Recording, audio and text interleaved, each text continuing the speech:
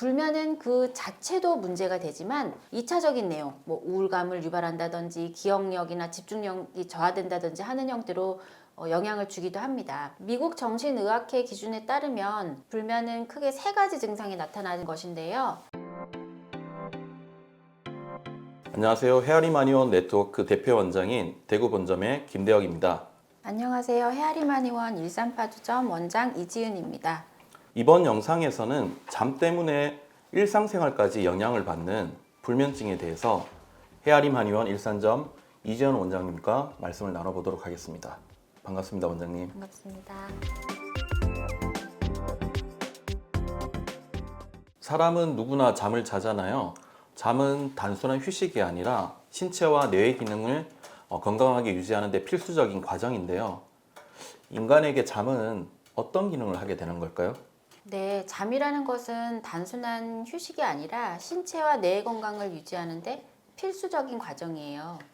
그 기능에 대해서 알아보면 크게 6가지 정도로 정리해 볼 수 있을 것 같습니다. 첫 번째, 신체 회복 및 재생. 근육과 조직이 회복되고 성장하는 시간이죠. 면역 기능이 강화되고 질병을 예방할 수 있습니다. 그리고 이제 피로가 풀리고 그 시간 동안에는 에너지가 충전이 되죠. 두 번째는 뇌 기능 향상과 기억 정리가 이루어지는 시간이에요. 하루 동안 경험한 정보를 정리하고 기억으로 저장해야 하고요. 학습한 내용을 강화하고 불필요한 정보는 걸러냅니다. 또 창의적인 사고와 문제 해결 능력이 향상될 수 있습니다. 세 번째로는 감정 조절 및 정신 건강 유지, 스트레스를 조절하고 감정을 안정시킵니다. 불안, 우울, 충동 조절에 중요한 역할을 합니다. 감정적인 회복력을 높여서 대인 관계에도 긍정적인 영향을 줍니다. 네 번째, 호르몬 균형 조절. 성장 호르몬이 분비되어 신체 발달과 회복을 돕습니다. 스트레스 호르몬, 코르티졸이죠. 그 수치를 조절을 해주는데요.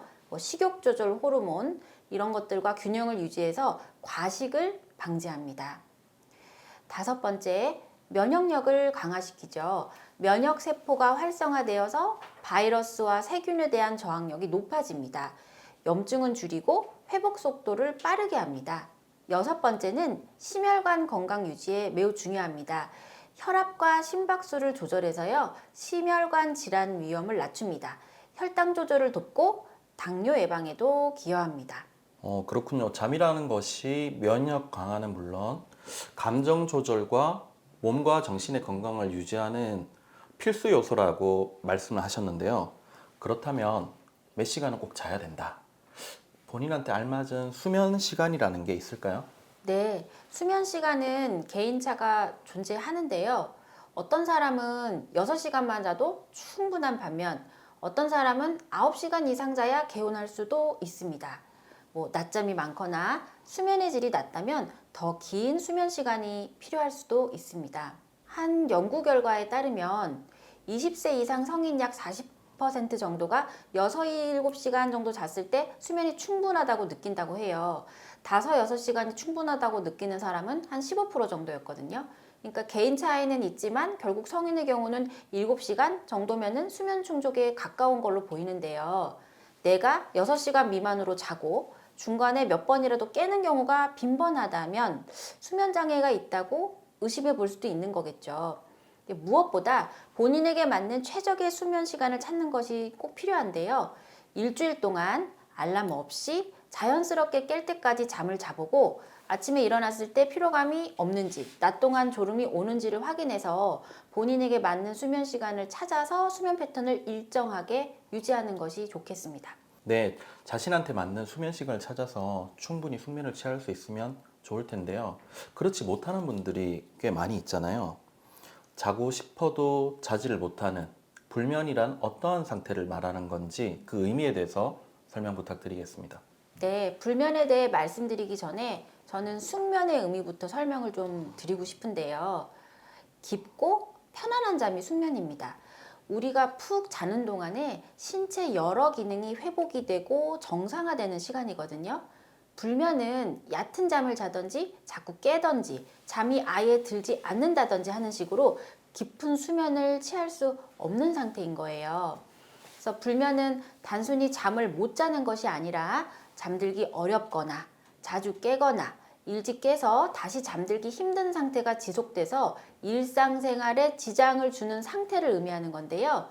불면은 그 자체도 문제가 되지만 오래되면 기저질환을 악화시키거나 2차적인 내용, 뭐 우울감을 유발한다든지 기억력이나 집중력이 저하된다든지 하는 형태로 영향을 주기도 합니다. 미국 정신의학회 기준에 따르면 불면은 크게 세 가지 증상이 나타나는 것인데요. 인면장애, 잠들기 어려운 거죠. 그 다음에 수면유지장애, 자주 깨거나 다시 잠들기 어려워하는 등 수면을 유지하기 어려운 상태. 그 다음에 조기각성, 새벽에 너무 일찍 깨서 다시 잠들기 어려운 거. 이렇게 세 가지가 있습니다. 만약에 이런 증상들이 일주일에 3일 이상, 3개월 이상 지속이 되면서 나의 집중력이나 기분, 건강 등의 일상생활에 부정적인 영향을 미친다면 이것은 불면증으로 진단할 수 있습니다. 수면 부족이 기저질환을 악화시키거나 2차 질환을 야기할 수 있다고 하는데요. 불면증이 치매 위험성과는 어떠한 연관성이 있을까요? 불면증과 치매의 관계에 대한 연구가 아주 많이 나와 있어요. 일부 연구에 따르면은 만성적인 수면 부족이 치매 위험을 증가시킬 수 있다는 것은 이미 밝혀진 사실이에요. 요즘 정수기 보면요, 밤에 자동으로 이렇게 세척 기능이 작동이 되거든요. 밤에 열심히 혼자서 세척 기능이 기계 스스로 돌아가고 그 결과로 우리는 아침에 맑은 물을 마실 수 있게 되는 건데요. 뇌도 마찬가지예요. 수면 시간은 내가 활동 중 발생한 불순물을 제거하는 시간입니다. 기억도 정리하고 뇌세포 복구도 하고요. 그래야 아침에 맑은 정신으로 하루도 시작할 수 있습니다. 알츠하이머병의 주요 원인 중 하나로 알려진 아밀로이드 베타 단백질이 수면 중에 뇌에서 제거가 돼야 되는데 이렇게 수면이 부족하면 아밀로이드 베타가 뇌 축적이 돼서 치매 발병 위험은 증가될 수 있어요. 그래서 수면과 치매는 관련성이 밀접한 편이죠. 또 수면은 기억을 정리하고 저장하는 중요한 과정인데요. 수면 부족 상황이 지속되면 기억을 담당하는 뇌 영역인 해마의 기능이 저하되기 시작하면서 새로운 정보를 저장하는 능력이 감소하고 기억력 감퇴가 발생하게 되는데 이게 장기적으로는 치매로 이어질 가능성도 높아집니다. 그렇군요. 아밀로이드 베타 단백질을 제거하지 못하고 해마의 기능이 떨어지면서 기억력에 많은 영향을 줄 수 있다는 말씀인데요. 그럼 치매 말고도 불면에 영향을 받는 다른 질환들 어떤 것들이 있을까요? 만성적인 수면 부족은 인지 기능을 저하시킵니다. 요즘 ADHD 증상으로 학교나 회사 생활에 어려움을 호소하시는 분들이 참 많이 늘었거든요. 수면 부족은 기억력, 집중력 문제, 해결 능력 등에 부정적인 영향을 미칠 수가 있습니다. 이러한 인지 기능 저하가 사실 치매 초기 증상 중에 하나이기도 하거든요. 근데 또 이제 이렇게 설명했다고 잠 못 자면은 치매부터 걱정해야 되는 거 아니냐 이렇게 걱정하실 수도 있는데 이건 개인의 건강 상태와 생활 관리 등으로 얼마든지 개선될 수 있습니다. 또 만성적인 불면증은 우울증을 유발하거나 기존에 우울증이 있는 경우 더 악화시키는 경우가 있고 불면 양상이 장기화되면 스트레스 호르몬인 코르티졸의 분비가 늘어나서 염증 반응을 촉진시키기 때문에 뇌 건강뿐 아니라 신체 전반에 영향을 줄 수밖에 없습니다. 왜 자면서 코를 고는 분들이 있잖아요. 특히 나이 들면서 코골이가 생겼다는 분들도 있고요. 코골이랑 불면증이 어떠한 상관관계가 있을까요? 코골이는 전 연령에서 다 나타날 수 있어요.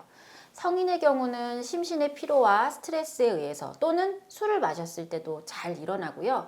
또 이제 체중이 막 불어서 비만 상태가 되면은 인두랑 비강 구조에 영향을 줘서 코골이가 악화되기도 합니다.